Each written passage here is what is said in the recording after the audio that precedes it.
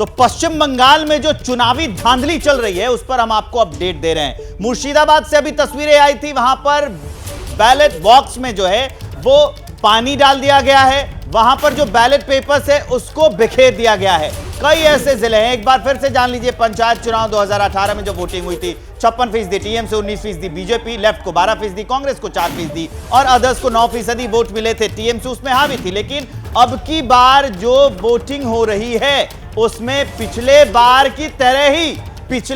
के वोटिंग की तरह ही, चाहे वो किसी का चुनाव हो, लोकसभा का हो, विधानसभा का हो या फिर पार्षद का चुनाव हो, हर चुनाव में हिंसा होती है। तो अब की बार भी हिंसा की रवायत पश्चिम बंगाल में जारी है। पुलिस फोर्स तैनात कर दी गई है। अभी भी 1 लाख से ज्यादा, करीब 1.5 लाख, 1,35,000 के आसपास की संख्या है जो अर्धसैनिक बलों को तैनात कर दिया गया है पश्चिम बंगाल में, लेकिन उसके बावजूद हिंसा जारी है। बिल्कुल, तो ये 2018 का आंकड़ा भी हम आपको दिखा रहे हैं। एक तरफा जीत पिछली बार टीएमसी ने हासिल की थी वहां पर, लेकिन उस बार किस तरीके से मुकाबला है और इस मुकाबले के बीच वहां से कैसी तस्वीरें सामने आ रही है, ये एबीपी न्यूज आपके सामने रख रहा है। जब से चुनाव की घोषणा हुई है तब से लगातार हिंसा हो रही है और चुनाव वाले दिन यानी कि मतदान वाले दिन भी ऐसी ही स्थिति बनी हुई है। मुर्शिदाबाद की तस्वीर हम आपको दिखा रहे हैं, आवाज भी आप सुन रहे होंगे किस तरीके से बमबाजी वहां पर हो रही है, फायरिंग वहां पर हो रही है, लोगों में खौफ देखा जा रहा है। बंगाल में हिंसा पर बीजेपी क्या बोली है ये भी आपको बता दे। बंगाल सरकार हिंसा करा रही है, बीजेपी ने यह आरोप लगाया है। बीजेपी के कार्यकर्ता डरे हुए हैं, भारतीय जनता पार्टी का यह कहना है। ये बड़ी खबर, बंगाल में हिंसा पर बीजेपी का बयान सामने आया है। उनका कहना है कि बंगाल सरकार हिंसा करवा रही है, बीजेपी के कार्यकर्ता डरे हुए हैं, कई बीजेपी के कार्यकर्ता जो है उनकी जान भी चली गई है।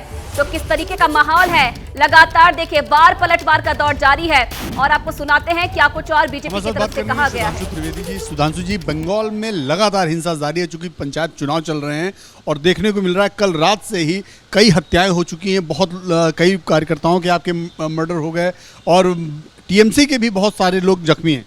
बहुत दुख की बात है कि न्यायालय की टिप्पणी, चुनाव आयोग की सख्ती और केंद्रीय सुरक्षा बलों की मौजूदगी के बाद भी जो कुछ हो रहा है ये दर्शाता है कि पश्चिम बंगाल की सरकार के संरक्षण में अपराधियों के हौसले इतने बुलंद हैं कि वो हमारे कार्यकर्ताओं की इस ढंग की दुखद और दुर्दांत हत्या कर रहे हैं। मैं साफ साफ कहना चाहता हूं कि जो कुछ हो रहा है पश्चिम बंगाल में वो आज ही नहीं हो रहा, वर्षों से हो रहा है और वो लगातार बढ़ता चला जा रहा है। मतदान, चुनाव लोकतंत्र का पर्व माना जाता है, पर ऐसा रक्त रंजित पर्व सिर्फ पश्चिम बंगाल में ही देखने को क्यों मिलता है? उसका कारण यह है कि वहां की सरकार हिंसा के द्वारा लोकतंत्र का गला घोटकर अपनी सत्ता बना के रखना चाहती है। इसलिए मैं साफ कहना चाहता हूं कि इस कृत्य के लिए अपराध पश्चिम बंगाल की सरकार का सिद्ध होता है और मैं चुनाव आयोग से यह अनुरोध करना चाहता हूं कि वो इस घटना के ऊपर पूरी नजर रखे और अपने संविधान प्रदत्त अधिकारों के द्वारा प्रभावी कार्रवाई सुनिश्चित करे। सर, ऐसा क्यों होता है कि जैसे ही चुनाव आता है, चाहे पंचायत चुनाव हो, चाहे विधानसभा चुनाव हो, चाहे लोकसभा चुनाव हो, चुनाव के ठीक पहले इस तरह की हिंसा शुरू हो जाता है बंगाल में? बिल्कुल वैसी स्थिति जैसा मुझे 90 के दशक का बिहार याद आता है।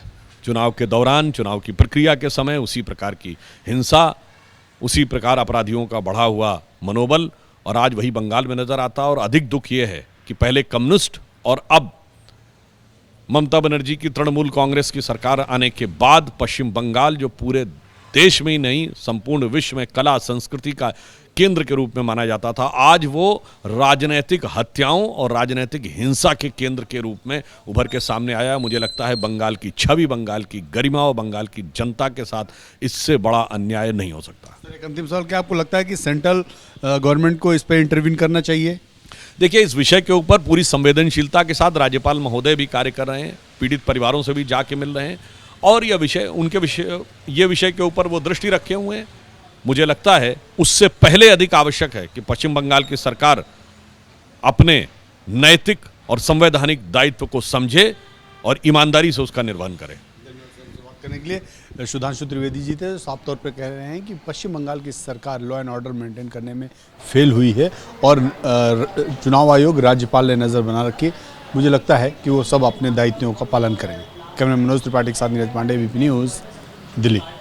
बीजेपी प्रवक्ता सुधांशु त्रिवेदी, उन्होंने कहा कि संविधान प्रदत्त अधिकारों के अनुसार चुनाव आयोग संज्ञान ले जो हिंसा हो रही है। इस बीच